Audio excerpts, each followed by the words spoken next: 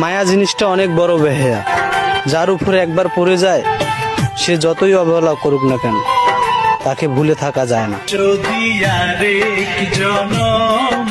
ময়না, ও তুমি আমারে ভুলে যাও। কি? তুমি আমারে ভুলে যাও। তুমি এমনে কইতে পারলা? রাখলাম, মোবাইল সুইচ অফ করতাছি। তোমারে কেমনে ভুলা যামু? যেই জায়গায় রাখছি সরাইতে গেলেই মইরা যামু।